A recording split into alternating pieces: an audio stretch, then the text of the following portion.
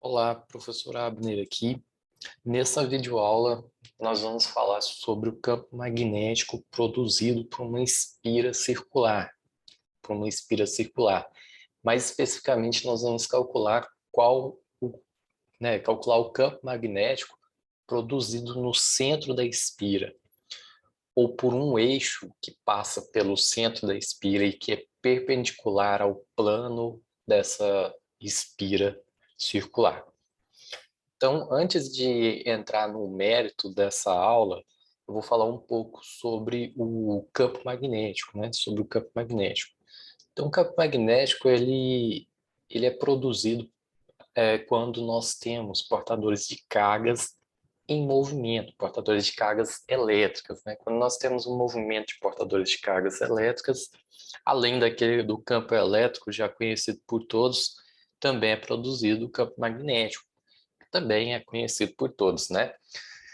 Então, quando nós temos uma corrente elétrica que passa por um fio longo, ou uma corrente elétrica que passa, no caso aqui desse exemplo que nós vamos tratar, uma espira circular, essa corrente elétrica, ela produz um campo magnético. Então, o campo elétrico, ele tem uma natureza, né, que é diferente do campo magnético. O campo elétrico, a gente pode descrever esses campos vetoriais por linhas, né? A gente chama de linhas de força ou linhas de campo. Essas linhas, elas dão uma ideia para a gente de como que funciona esses campos vetoriais, né? Que são, porque a gente chama de campos vetoriais porque são vetores, né? São descritos vetorialmente. As linhas de campo elétrico, elas são chamadas linhas abertas, né? Porque elas têm um ponto de origem, que é a carga elétrica. A carga elétrica estática, ela gera um campo elétrico, né? Por si só, naturalmente, ela gera um campo elétrico. E essas linhas de campo, elas são linhas abertas. Eu não vou entrar aqui, né, mostrar graficamente isso para vocês. Mas eu vou falar sobre as linhas de campo magnética, que elas têm uma natureza diferente. Elas são formadas por linhas fechadas. A gente chama de linhas fechadas. Ou seja, ela não é uma linha, por exemplo, uma linha fechada, melhor dar um exemplo. Uma linha fechada, por exemplo, um círculo, um quadrado, é uma linha fechada, né? Então, eu vou pegar aqui, por exemplo, um ponto aqui dessa espira, só para dizer, por exemplo, se eu quero calcular o campo magnético ao redor desse elemento, de um elemento aqui dessa espira que eu destaquei aqui nesse ponto vermelho. A gente pode pensar que esse elemento aqui dessa espira tem um elemento de corrente elétrica também, DI. Então, ao redor desse ponto, nós temos uma linha de campo magnético, por exemplo, dado por uma linha fechada aqui circular. Por exemplo, por uma linha fechada aqui circular. E aí, essa linha de campo, ela vai ter um sentido também, para indicar, né, qual é a direção do campo magnético em cada ponto aqui do espaço que a gente queira calcular. Para a gente saber qual que é a direção desse campo magnético, a gente pode utilizar a regra da mão direita, né? A regra da mão direita, que a gente pode utilizar como está aqui nessa imagem. Sua mão direita, o seu polegar vai dizer qual que é o sentido da corrente elétrica. No caso aqui da espira, a gente tem uma corrente elétrica no sentido anti-horário, é uma corrente elétrica no sentido anti-horário. E aí o seu polegar aponta para esse sentido da corrente elétrica em cada ponto, né? Aqui nesse ponto está apontando nesse sentido aqui, mas aqui no ponto que eu escolhi está apontando nesse sentido aqui, né? Se eu fosse tentar, na verdade, desenhar aqui, mais ou menos nesse sentido aqui, né? Então, os seus outros dedos, os outros 4 dedos, você vai fechar a sua mão, né? Você vai fechar a sua mão e vai indicar por onde o campo está circulando, né? Essas linhas fechadas. Então, podemos pensar em outra palavra boa aqui, circulação do campo. Então, para onde o campo está circulando. No caso aqui, desse ponto onde está essa mão, ele está circulando aqui para onde os seus dedos fecham, onde seus dedos fecham. Então, é mais ou menos nesse sentido, assim, né? Dado aqui pelas, por essas flechinhas que eu estou desenhando. Nesse ponto aqui, se você fizer, a corrente ela está, então, vou desenhar aqui de novo. Essa parte é bem importante de tentar entender. A corrente está mais ou menos aqui, né? Nesse ponto, tangente ali a, a curva que a espira faz, né? E aí o campo magnético, se você fizer sua mão fechando aqui, o campo magnético, as flechas vão estar, né, nesse sentido aqui, né? Para onde a sua mão fecha.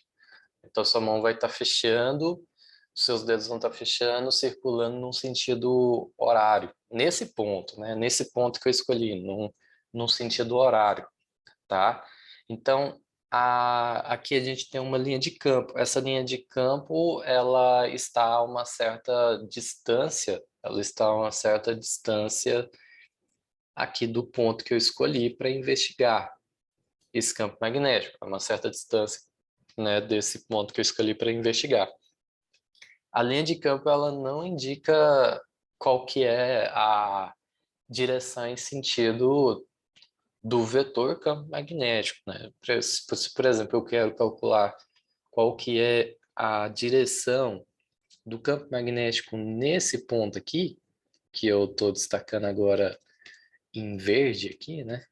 Que eu destaquei aqui em verde, a direção e o sentido do campo magnético é dado ali por um vetor tangente, tangente a esse ponto que eu escolhi. A esse ponto que eu escolhi. Então, aqui eu tenho qual que é o campo magnético, né, nesse ponto do espaço, Se eu quisesse o campo magnético nesse ponto aqui, por exemplo, aí seria o vetor tangente a esse ponto. O vetor tangente a esse ponto aqui da minha linha de campo, né? Então, a linha de campo, ela não é o vetor em si, né? Mas ela indica que, através dela, a gente pode encontrar qual é o campo magnético em cada ponto do espaço a uma certa distância aqui desse ponto, uma certa distância aqui desse ponto, ok? Então, aqui a gente teria essa outra linha aqui. Tá, mas voltando aqui, se eu pego um outro ponto do espaço e eu traço a linha de campo magnético, se eu pego um, um ponto mais distante aqui, então a linha de campo magnético ela vai continuar sendo uma linha fechada, claro, sempre vai ser uma linha fechada, só que dela vai ser uma outra linha, né? Então eu estou pegando um ponto aqui mais distante em relação ao ponto que eu escolhi, né? Eu escolhi esse ponto aqui como referência, estou pegando a linha de campo aqui numa certa distância maior em relação a esse ponto. Então eu tenho aqui uma linha de campo, né? Aí, se eu pego um pouco mais distante, eu vou ter uma outra linha de campo, que vai ser sempre fechada, só que daí ela vai ser maior, né? Daí aqui eu nem vou conseguir mais desenhar essa linha totalmente fechada, né? Desenhar para onde ela vai fechar, né? Mas aí ela vai fechar aqui em algum ponto, né? E de cá também. De cá eu posso pegar aqui uma linha mais perto desse ponto aqui, diametralmente oposto, vamos pensar. Aí, aqui, diametralmente oposto, a corrente, ela está no sentido anti-horário, então aqui ela vai estar, em relação a esse ponto, ela vai estar no outro sentido, né? Ela vai estar no outro sentido. Então, se você fizer a regra da mão direita, a linha de campo aqui, ela vai ter esse sentido aqui, né? Ela vai ter esse sentido aqui, tá? E aí, se eu pegar agora, apagar aqui, se eu pegar agora de novo, né, uma linha de campo aqui pouco mais longe desse outro ponto. Então, desenhar uma outra linha fechada aqui, as flechinhas para indicar o sentido da linha de campo. E aí, se eu pegar outra um pouco mais afastada desse ponto, aí eu vou ter uma linha de campo maiorzinha aqui. Daí eu também não vou conseguir, né, ver aonde ela vai se fechar, né? Ela vai ser uma linha fechada, né? Vai circular aqui em torno desse ponto, mas aí ela vai ser maior. E aí, percebam que o que é interessante é que quando a gente vai para o centro, quando a gente vai para o centro da espira, quando a gente vai para o centro da espira, a gente tem uma linha de campo que passa aqui pelo centro da espira. A gente tem uma linha de campo aqui que passa pelo centro da espira e que, por conta dessa natureza das linhas, ela é perpendicular ao plano da espira, essa linha de campo. Essa linha de campo que passa pelo centro da espira, ela é perpendicular ao plano da espira, tá? Então, essa linha de campo, a gente diz então que ela tende a ir para o infinito, né? Ela está saindo aqui por conta do sentido aqui da corrente elétrica, ela está saindo aqui da, né, nessa direção, nesse sentido, indo para o infinito, e ela está vindo do infinito, ela vem lá do infinito e entra aqui de volta por baixo. E ela entra aqui de volta por baixo, tá? Vejam que, então, as linhas de campo, como eu disse, as linhas de campo magnéticas não dizem ela não é o vetor campo magnético, não é o vetor campo magnético, mas através dessas linhas a gente consegue descrever bem qual que é o campo magnético. E o campo magnético fora do centro da espira, o campo magnético fora do centro da espira, isso também é importante. O campo magnético fora do centro da espira, ele é bem complicado, ele é bem complicado. Não que no centro da espira não seja complicado, no centro da espira também é complicado, mas fora do centro da espira ele é mais complicado de descrever. Então, geralmente, o que a gente vê nos livros aí, nos livros de graduação, os livros didáticos, os livros usados, né, na graduação, calcula qual que é o campo magnético produzido por um eixo que passa pelo centro da espira, né, por um eixo que passa pelo centro da espira. E aí, fora desse eixo, já é mais complicado de calcular. Então, é isso que a gente vai fazer, calcular o campo magnético no centro da espira. Uma última coisa é o campo magnético. Bem, a gente define os polos norte e sul, né, pelo campo magnético. Igual lá quando a gente discute o campo elétrico, tem os polos negativo e positivo, né, ali na diferença de potencial. Aqui a gente tem os polos norte e sul. Os polos norte e sul, então a gente define o polo norte como a linha que sai, por onde saem essas linhas de campo magnético. Então aqui na parte de cima da espira a gente tem a definição do polo norte e o polo sul, onde as linhas entram, onde a linha de campo magnético ela entra.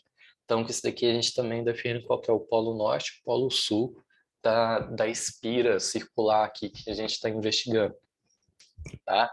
Então, após essa introdução aqui, que já é uma introdução um pouquinho complicada para entender aqui a natureza do campo magnético, nós vamos então para as contas, né? Para os cálculos aqui, para mostrar como a gente obtém o campo magnético. Então, por qualquer ponto de um eixo que passa pelo centro da espira. Bem, então a primeira coisa é a gente definir um sistema de eixos coordenados, né? Daí, aqui no caso, eu estou definindo da seguinte maneira, que no plano da espira eu tenho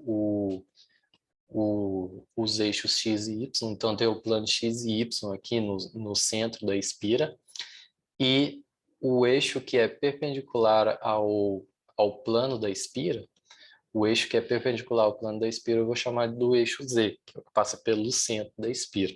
Então, nós vamos calcular o campo magnético em um ponto qualquer do eixo Z, em um ponto qualquer do eixo Z. Bem, segunda coisa aqui, né, é a gente definir pela geometria do nosso problema, que é um problema de espira circular, então é um problema né, que a gente pode escrever aí por coordenadas polares, porque tem uma simetria circular. Então, é aqui arrumar como que vai ser, né, desenhar aqui como vai ser o nosso problema para resolver ele através de uma lei famosa da física, que é a lei de Biot-Savart. Então, a lei de Biot-Savart, ela permite a gente calcular qual que é o campo magnético em qualquer ponto do espaço. Qualquer ponto do espaço. Claro, para alguns casos ela vai ser mais complicada de calcular e para outros um pouco mais fácil. Então aqui no caso a gente vai estar interessado em calcular o campo magnético em um ponto qualquer aqui do eixo Z. Um ponto qualquer aqui do eixo Z, tá? Então para fazer isso, aí eu vou voltar aqui só para construir, né? Então a gente vai traçar aqui, eu vou pegar um ponto qualquer dessa espira, onde eu vou ter um elemento infinitesimal de corrente elétrica. Um elemento infinitesimal de corrente elétrica. Tá? Daí, depois, quando fizer a integração pelo todo, a gente vai ter a contribuição para o campo magnético todo. Então, nesse ponto aqui, a gente vai ter um elemento também de campo magnético, um elemento diferencial de campo magnético. A ideia é essa, né? E aí, quando a gente faz a integração do todo, a gente tem um campo magnético total aqui em um ponto qualquer do eixo Z. Então, a gente tem que traçar um vetor que vai desse ponto que eu escolhi, esse elemento diferencial aqui da espira circular até um ponto qualquer do eixo Z. Tá? E aí, essa distância eu vou chamar de R minúsculo, Rzinho aqui. A espira, vamos dizer que ela tem um raio R maiúsculo, que é o que está aqui, tá? Então, tem um raio R maiúsculo. E a distância, então, desse ponto do eixo Z até a origem do meu sistema de eixos coordenados, vou chamar de Z'lim, por enquanto. Chamar de Z'lim, lá na frente a gente melhora essa notação aqui, tá? Mas de Z'lim para não confundir com o Z aqui do eixo Z, tá? Então é isso. Bem, aí agora sim, vamos falar aqui matematicamente sobre a lei de Biot-Savart. Eu não vou entrar aqui porque que ela tem essa forma, mas é essa forma que descreve muito bem o campo magnético, né, em um ponto do espaço aí, qualquer aqui do nosso problema. Como eu disse, vamos ir para o caso particular ali do eixo Z.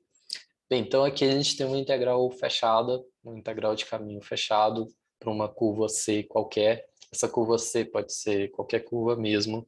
É claro que no nosso caso nós temos uma geometria circular, então é interessante que a gente escolha para essa integral também uma geometria circular, né? Vai ser a melhor escolha aqui no caso. A gente tem que tentar fazer de uma forma que facilite o problema para nós, né? Então, a gente tem uma integral aqui de caminho fechado que tem tudo a ver com aquilo que eu falei das linhas de campo magnéticos serem circulares, serem curvas fechadas, né? E aí, a gente tem aqui essa primeira parte que se for comparar lá com quando a gente descreve o campo elétrico, né? Lá através da lei de Coulomb, né? Tem uma muito parecido isso daqui, se você for lá investigar com o caso da lei de Coulomb, por exemplo, lá na descrição do campo elétrico.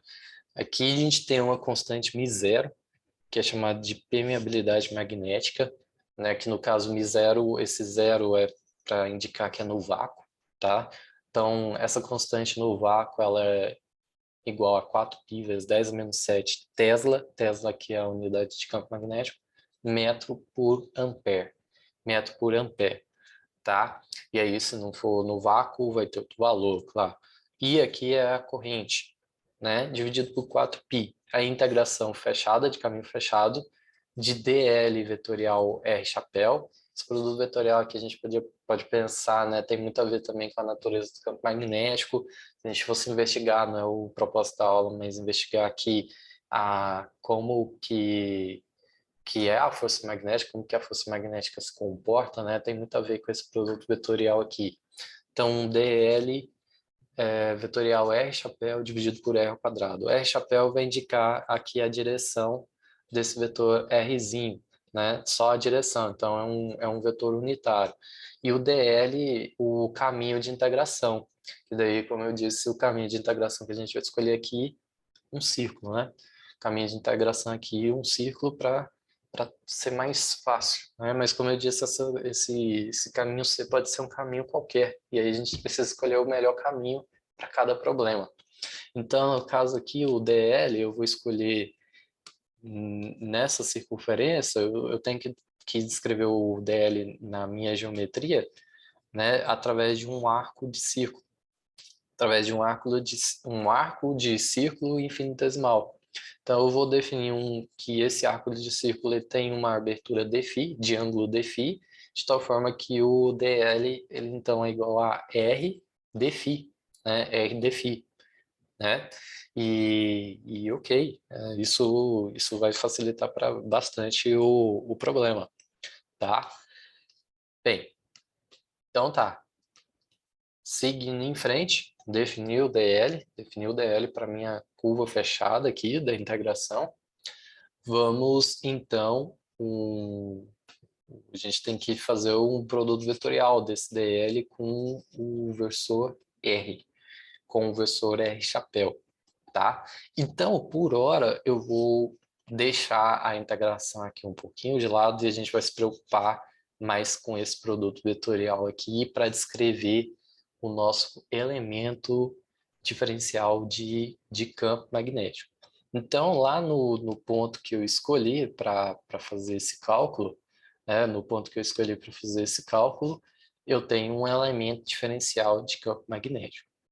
E a direção desse elemento diferencial de campo magnético é dado por esse produto vetorial. Então, o que eu indico aqui é, ao invés de fazer isso algebricamente, a gente usar a regra da mão direita para tentar identificar aqui mais ou menos qual que é a direção desse elemento diferencial de campo magnético, né? Então, aqui, vejo que eu vou até dar um zoom mais. A gente tem o DL nessa direção, e o R chapéu está na direção do R, né? Então eu posso até colocar aqui de novo o, o R chapéu, né? O R chapéu está aqui na mesma direção do R, para indicar a direção do R. Então na minha escolha aqui, vejo que o DL ele está no plano da espira, claro, está no plano da espira. Então ele está no plano XY. E o R aqui na minha escolha, ele está no plano YZ. Ele está no plano YZ, tá? Então, os planos, eles são perpendiculares. Esses planos, né, o plano XY e o plano YZ, eles são perpendiculares, né? Então, eu quero dizer o seguinte, que mais na frente eu vou falar disso de novo, mas o DL e o R chapéu são perpendiculares. Então, o ângulo entre eles é 90 graus, vai aparecer lá aquele seno do ângulo entre eles mais na frente, e esse seno é de 90 graus, tá? Bem, mas tá, eu até pulei uma parte aqui, mas o DL vetorial R chapéu, a gente pode utilizar a regra da mão direita para tentar identificar a direção desse DB. E se eu fizer a regra da mão direita DL vetorial R chapéu, se eu fizer, e aqui não vai dar para eu mostrar, mas usa sua mão direita, né? Vai ter o DL indo para o R chapéu. DL indo para o R chapéu, você vai ver que seu polegar vai apontar mais ou menos nessa direção aqui. Tentem aqui. Seu polegar vai apontar mais ou menos nessa direção aqui, tá? E essa direção é o do DB. Essa direção é do DB. Claro, eu fiz esse produto vetorial e escrevi o DB aqui, só para ilustrar, Mas o ideal, na verdade, é a gente escrever esse DB aqui sobre o eixo Z, né? Sobre o eixo Z, onde a gente está calculando, de fato, o campo magnético. Então, aqui eu só desenhei mesmo, só para mostrar, né? Só para você fazer o produto vetorial aí com sua mão direita e tentar identificar a direção desse DB, mais ou menos. Que a gente precisa saber mais ou menos aqui a direção do DB, né?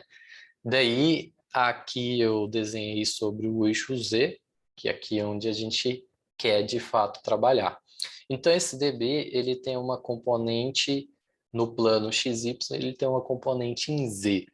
Na minha escolha na minha escolha, né, na minha escolha aqui, eu escolhi o elemento, o elemento diferencial aqui num ponto sobre o eixo Y, só para facilitar a visualização aqui. Nossa, escolhi sobre o eixo Y, né? Escolhi aqui sobre o eixo Y, mas eu poderia ter escolhido esse, esse ponto em qualquer lugar, né? Eu poderia ter escolhido esse ponto aqui.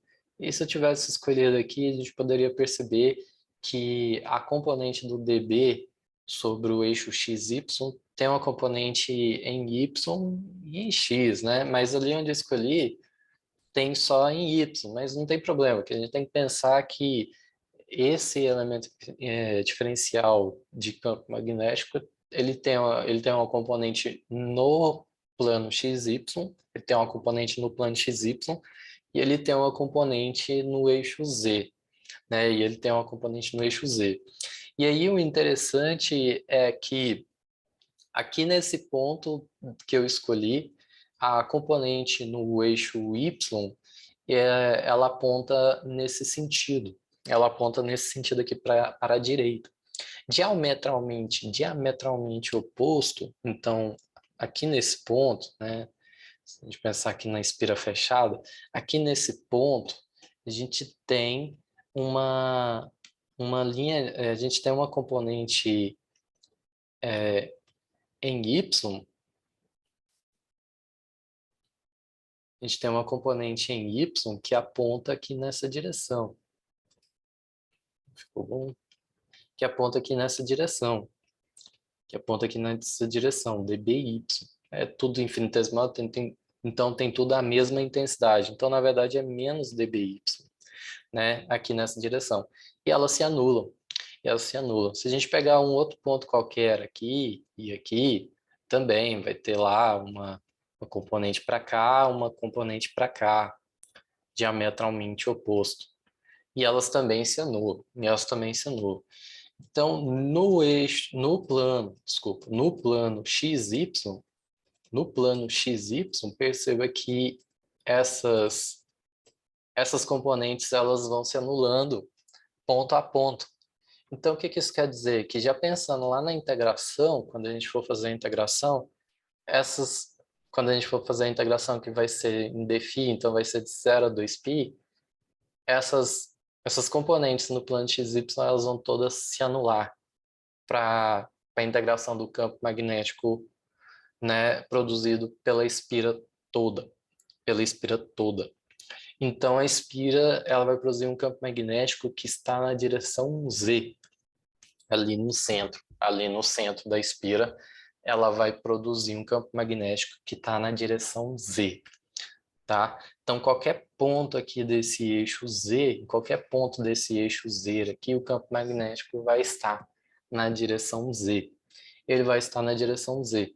Então, isso é uma conclusão importante que a gente tira aqui da análise da geometria do problema. A gente não fez o cálculo vetorial algébrico para entender que essas componentes no plano XY, elas se anulam na integração.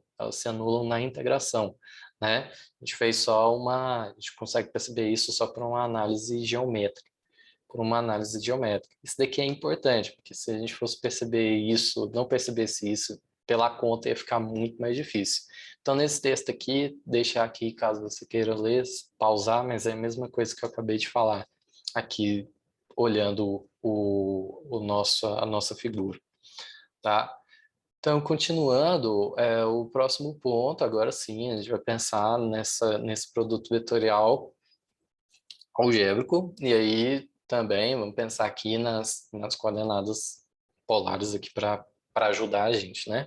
Na verdade, nem precisa ser exatamente coordenadas polares, é só uma definição. A gente vai utilizar aqui, definir um ângulo θ para facilitar o nosso produto vetorial aqui.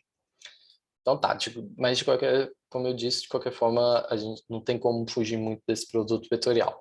Então, aqui eu vou definir esse ângulo θ nesse triângulo, que é um triângulo retângulo, né? É um triângulo retângulo, então aqui eu tenho o cateto oposto Z', cateto adjacente ao ângulo R, a R maiúsculo, né? Que é o raio da espira. e a hipotenusa desse triângulo é o módulo do vetor Rzinho, tá? Então, a questão de geometria que eu também deixo aqui para vocês verem, mas não é tão difícil de ver, é que se aqui é um ângulo θ e eu, né, estendo aqui essa linha que vem do vetor R e passo uma outra linha aqui paralela ao eixo Y aqui em cima, né? Então é fácil ver que esse ângulo é θ, que esse ângulo aqui é θ, tá? E aí, claro, se aqui é θ, aqui é esse outro ângulo aqui é π sobre 2 menos θ, né? Porque daí tem que dar 90 graus entre o eixo Z e esse eixo que é paralelo a Y. Então é 90 graus menos θ, né? Então é π sobre 2 menos θ. E aí aqui é θ por simetria, né? E aqui é θ por simetria. Então o dB ele faz o elemento infinitesimal de campo magnético, ele faz um ângulo θ com o eixo Z. O ângulo θ com o eixo Z. Tá? Então, beleza. Então, é fácil a gente perceber isso. Né? E ele faz um ângulo π sobre 2 menos θ, né? Com o eixo aqui, que é paralelo ao Y. Né? Então, ele faz com o eixo Y, né? De fato. Ele faz com o eixo Y π sobre 2 menos t. Então, a partir disso, a gente sabe que a componente DBZ é o dB cosseno de θ, né? dB cosseno de θ. Então tá. E o produto vetorial de DL com R chapéu, né? DL com R chapéu, de novo, o R chapéu tá aqui.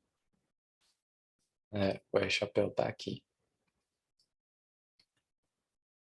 Bem, eu falei disso agora há pouco, falei disso, o DL está no plano XY e o R chapéu na minha escolha ele está no plano YZ, está no plano YZ, né?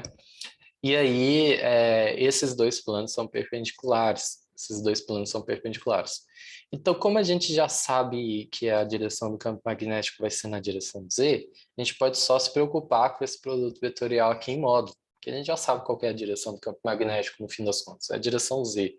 Então, o módulo, DL vetor R chapéu, vamos preocupar só com o módulo dele. E para calcular o módulo de um produto vetorial, é simples, né? É o módulo do primeiro vezes o módulo do segundo vezes o seno do ângulo entre eles.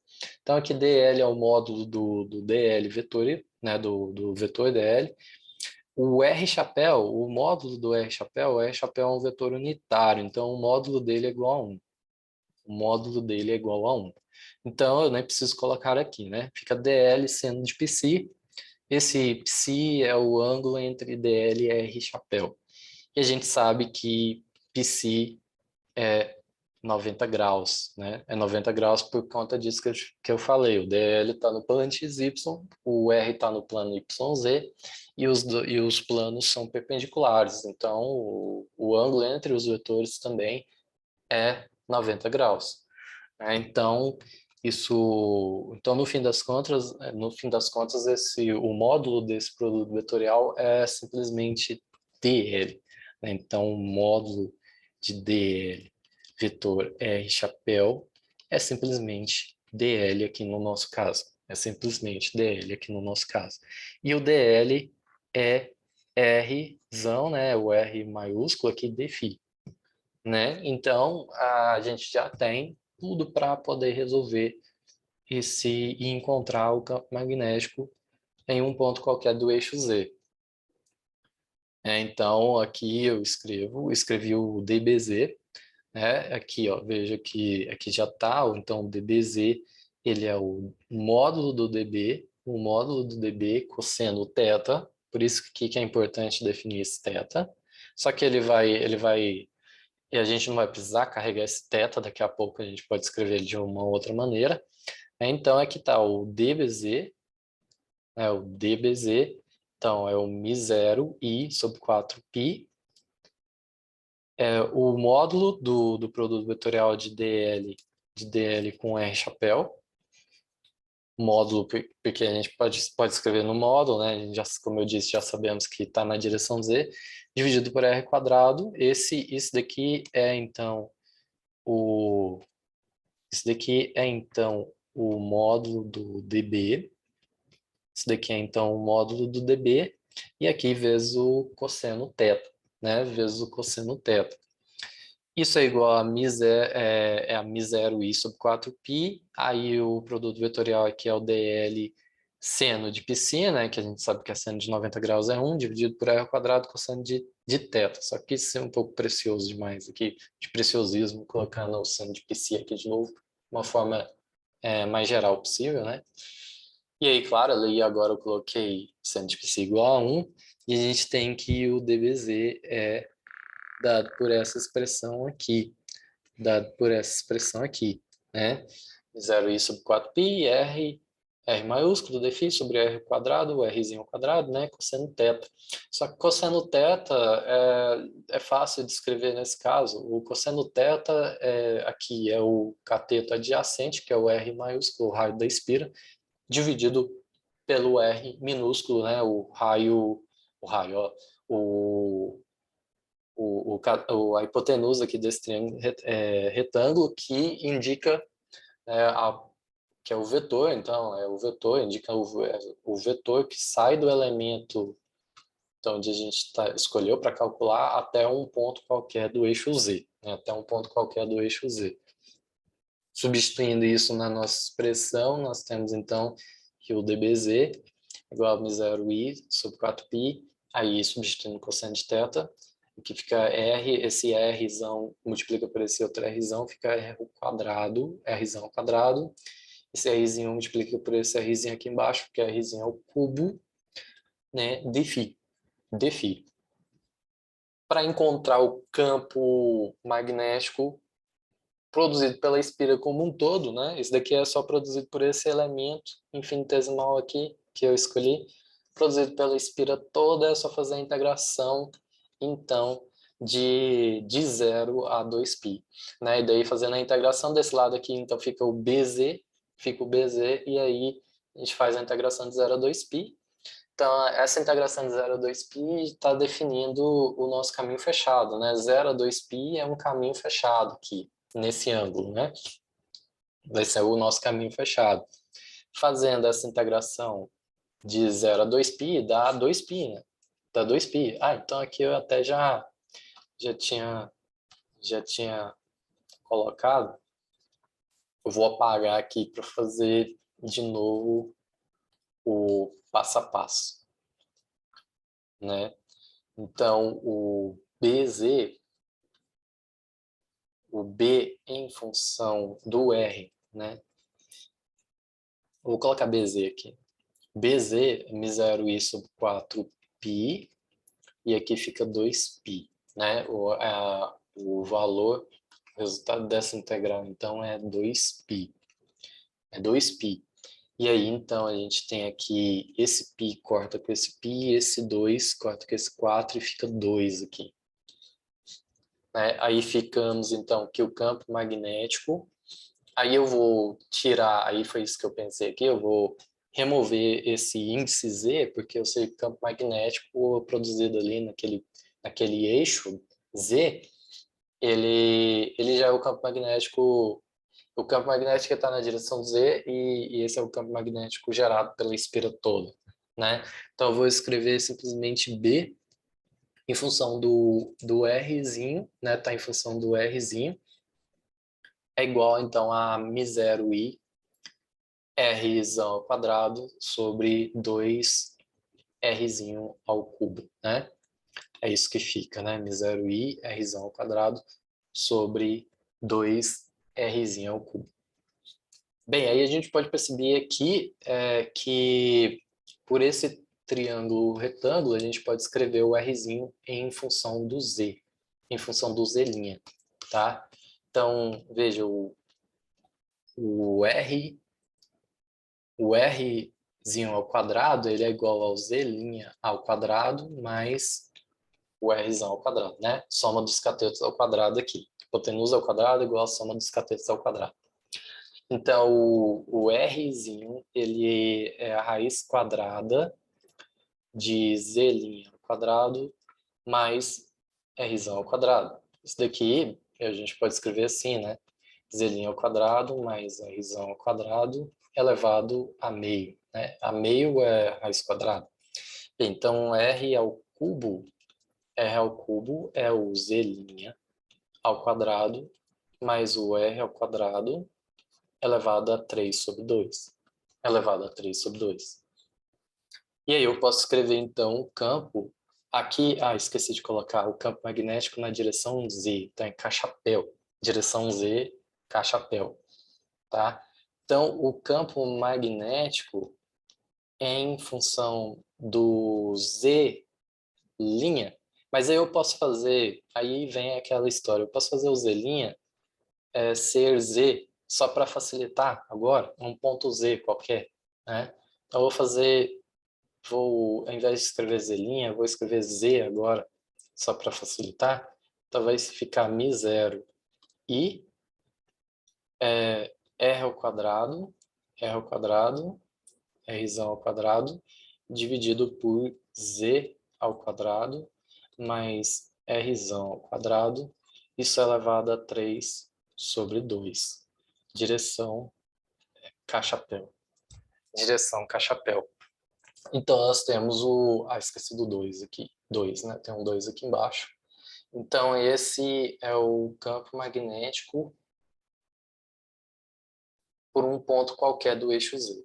Um ponto qualquer do eixo Z. Então, veja que qualquer valor de Z aqui, eu posso, para qualquer valor de Z, eu tenho o campo magnético, né? Então, tá. Deixa eu ver aqui o que eu coloquei mais aqui. Foi isso, né? Então, um eixo que passa pelo centro da espira. Um eixo que passa pelo centro da espira.